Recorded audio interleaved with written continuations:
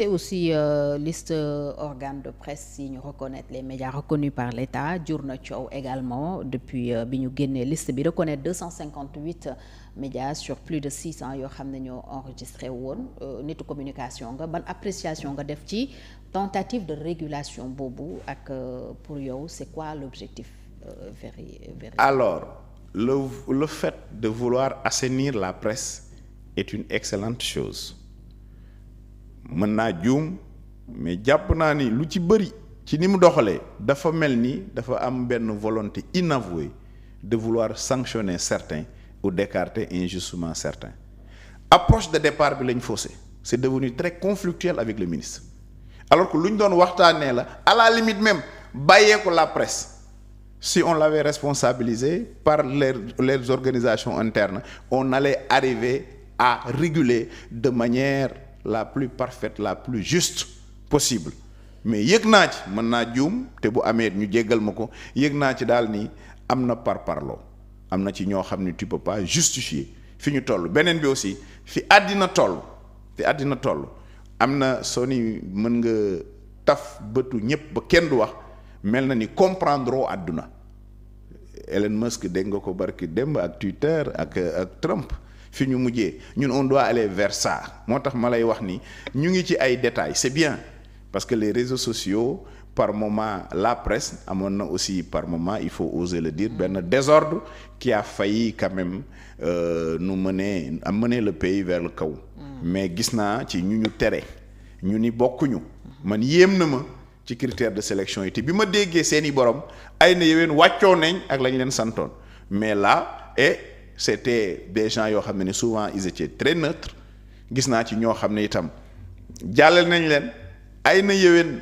jàpp ma ne waroon bu ñu leen jaaroon ci yoon rek doon nañ jàll mais parce que xawoon nañ xëy na féetee nguur gi du jëm lu ci mën ci am daal benn principe de régulation dama ko gëm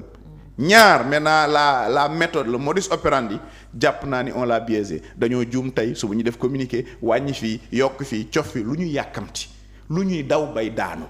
pourquoi cherche-t-on coûte que coûte à vouloir éliminer une certaine presse parce que fi ñu njëkkee mooy diaboliser fi ñu njëkkee mooy arrêter les contrats de manière unilatérale fi ñu njëkkee mooy impôts yi pourquoi cela alors que je sais que ce régime-là doit beaucoup à la presse dans leur combat la presse a été présente comme d'ailleurs dans tous les combats yooyu xew ci réew yi donc ñoom bu ñu leen renforcer wul inviter leen aux assises de la presse gën a waxtaan même si le code est là parce que tout est dynamique entre-temps il y a une évolution notoire avec la présence de 2.0 la presse en ligne a évolué énormément nan la ñuy adapté sur ça pour moi c'était des chantiers que le ministre devait engager mais je doute fort qu'il puisse gagner la crédibilité de tous les acteurs de la presse de par la manière dont il a opéré dans un régime nag normal un ministre pareil mu baal ma ci wax ji gars yi dañ koy changer andi keneen parce que su demee ba muy jur ay conflits de tout le temps alors que la presse est aussi importante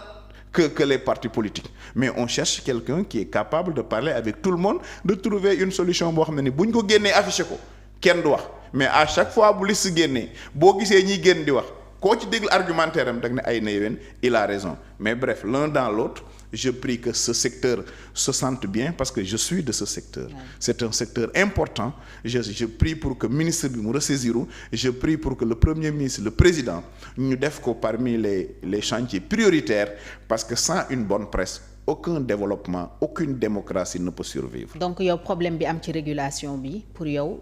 c'est au ministre qu'il faut l'imputer. Oui ci mode bi muy doxalee xam nga dañ la jox des directives tu appelles les acteurs tu en discutes ñu jox le résultat parfois ça il faut écouter parce que am na ñoo xam ni boo gisee ci si gisoo leen jàpp naa ni sa war nga mën a échanger ak ñoom am climat de dialogue nee nañ dinañ def beneen vérification parce que semble-t-il y a eu des erreurs. Et pourquoi loolu mooy la précipitation loolu mooy cuune bi parce que da ngay frustrer kenn am na koo xam ne fi mu toll ci notoriété. yaa ngi wàññi audimatam yaa ngi yàq image am amul njëkk loolu je parle de communication. Bien sûr. Quand on te discrédite le préjudice bi kenn mënu ko lu ñuy daw bay daanu pourquoi publier tout de suite pourquoi cherche-t-on à vouloir écraser certains loolu lay wax ni nañ jël seen temps ñu waxtaanee ko ba mu leer gis naa ni Sénégal ki nekku ci j'appelle monsieur Kane Chez Kane, qu'est-ce qui se passe? Il faut qu'on ait cette culture de dialogue, d'échange. Surtout le ministre de la communication doit être un excellent communicant. ubbi vaani waxtaan ak nit ñi.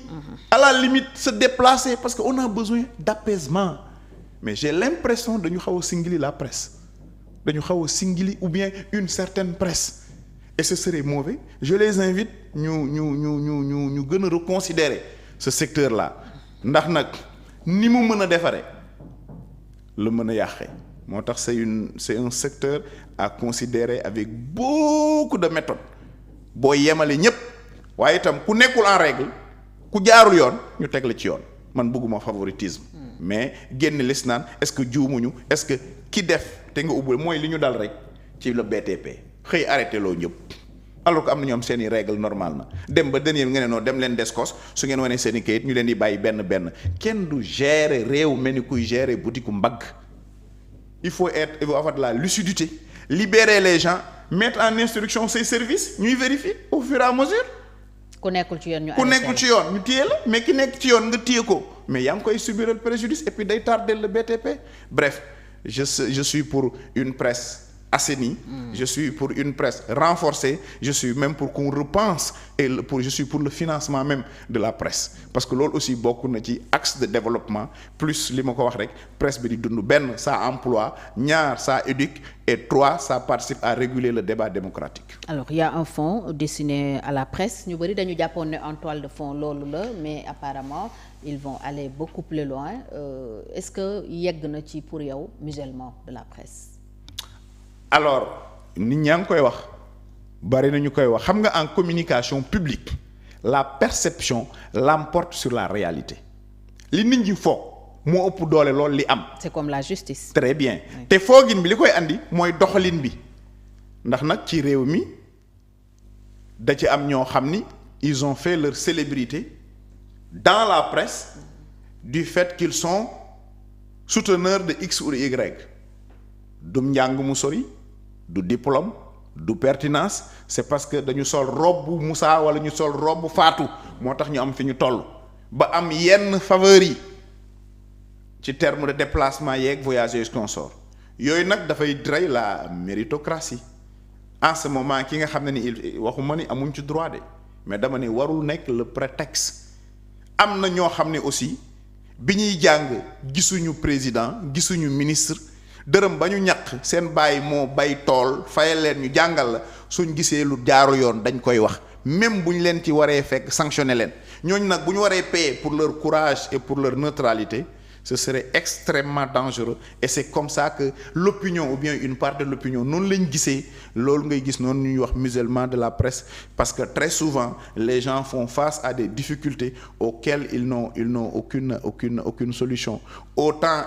j'avais pas trouvé très pertinente du temps du régime du président Sall dagg internet bi en certain moment même si c'était compliqué parce que li mu doon jur ci coow autant aussi cette manière de faire là jàpp ma ni moo gën pour la presse moo gën même suñu image de démocratie par rapport ak l'extérieur jàpp naa ni daal war nañ xoolaat seen taxawaay surtout ci wàllu wi. Alors dernier point bi mooy li ñu coowoon ci